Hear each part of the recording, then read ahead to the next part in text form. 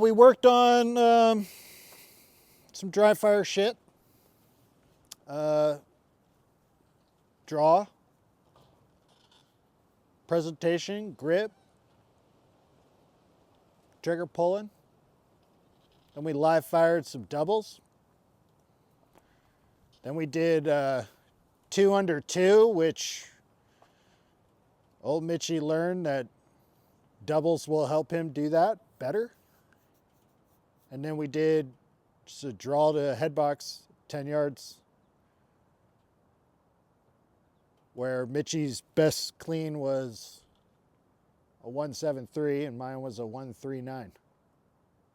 So you're averaging about a quarter, 0.25. Okay. But they're all over the place. You want them to be the same. All right? Okay. And just 8. Pop, pop, pop, pop, pop, pop, pop, pop. And then safety on, holster up. Sure, right? Yep.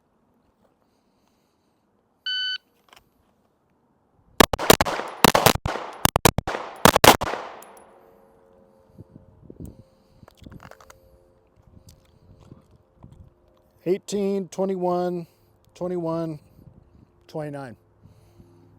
And you're pulling a lot of shots.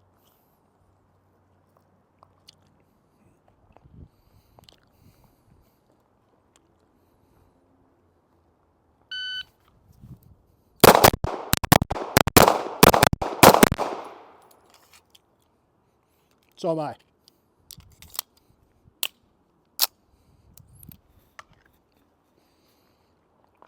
$20, $20, $20, $18, $20. So tightening it up, but really keeping that so you can maintain a really tight group. Spend thousands of rounds doing that and you will get a benefit from it. Okay. It's boring, it blows through ammo, but you will get a huge benefit from doing that over and over and over and at different distances. So we're going to step up. So now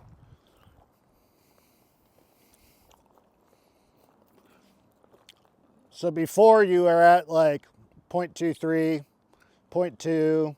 When it was shitty, it was 1.8. But let's say it was just 2.0. Okay? Well, now you're closer.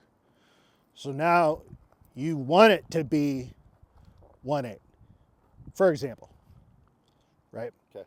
But you want to maintain that like fist-sized group. Okay?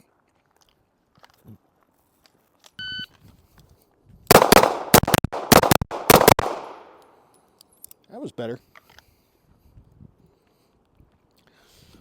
18, 20, 20, 21, 18.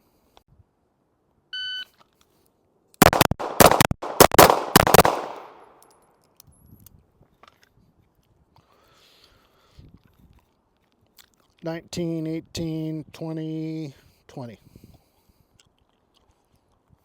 Bye.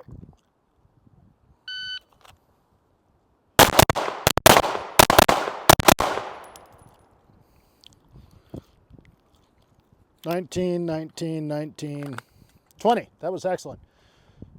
Now for shooting,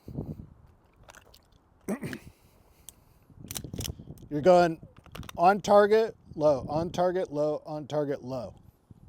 So increase grip tension because you're yanking the fuck out of the gun with the trigger finger. That's like 99% of the time. I didn't look at the gun, but 99% of the time when you see that, your whole hand is pulling the trigger. So you have no excuse. 2011 triggers will only move straight back, so just pull the fucking thing straight back. Sure, right? Yep. Stand by.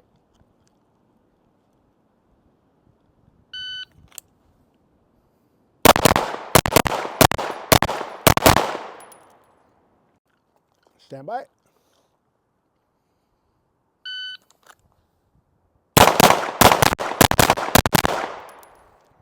That was good.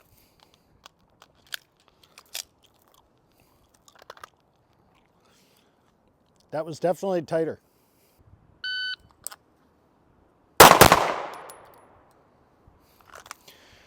So clearly, 10 yards is where you start to fall off. Because you were at like a 2 something, then a 204, now 217, but all of them you've dropped around. So you need to go back and do more doubles.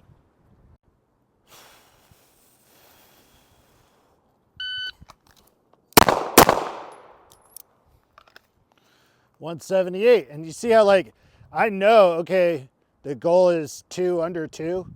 So I could fucking lots of time. I could slow down to make sure that I'm nailing where I want it to go. Gotcha. And then when I'm doing this here, if I get on in the middle of the pad is about 15. And then I kind of take this and that, and it's like 20, and but working on your presentation and then continuing to do doubles. Because a lot of the games, it's, for the most part, can you hit the target with 2 rounds in a reasonable amount of time at various distances? Right. So if you could do 2 under 2 all the way back, like we like going to like 20, 25 when we're at the range, that's just a good test of, okay, the target's getting harder and harder, I can still present and Fucking 25 is a long ways. You could do it. You could do it. You just got to practice. Like, I'm doing this cold with the pressure of Filmmaking. fucking camera. So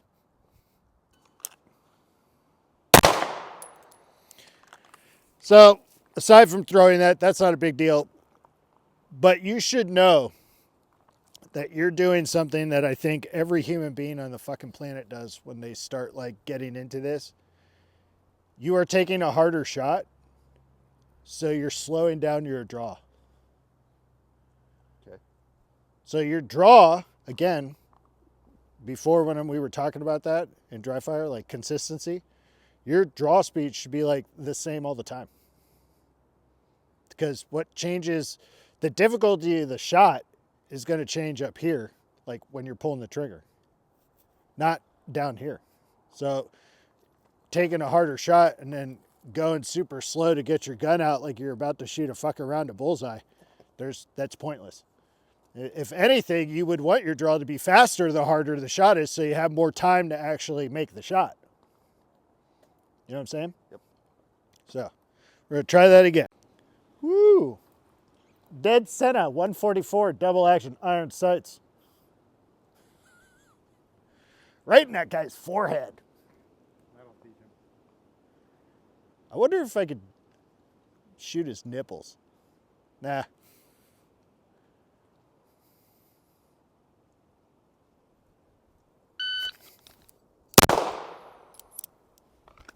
A 139, clean. I'm fucking going for my gun just like I would if I'm drawing on a 3-year target. Like, but draw is the same every single time. And the difficulty of the shot, I'm going to take the time to make it, especially when what I'm shooting is considerably more difficult. Not a brag, it's just, it is. It's not like if I had a dot gun and I shot a dot well, which I don't, you could probably do it faster. Right. But your draw, your presentation needs to be the same every single time. And what you'll notice is everybody thinks dry firing the draw or practicing your draw is stupid for whatever reason. But the fact is that it's basically the first fucking transition that you're going to do when shooting. That skill of drawing and finding your sight picture, getting the sights on the target, that's going to carry over for every transition that you do. Every time you move the gun, every time you do a reload, the way that your sight sighting system will line up will be just like when you do a draw. So a draw is just a cheat code way of practicing transitions in a way. Stand by. Oh boy. Stand by.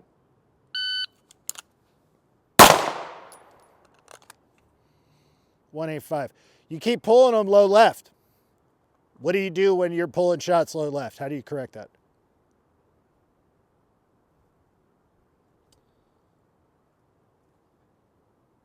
Tighten the grip. Right. Support hand, tighten the grip. Stop pulling the trigger with your whole hand.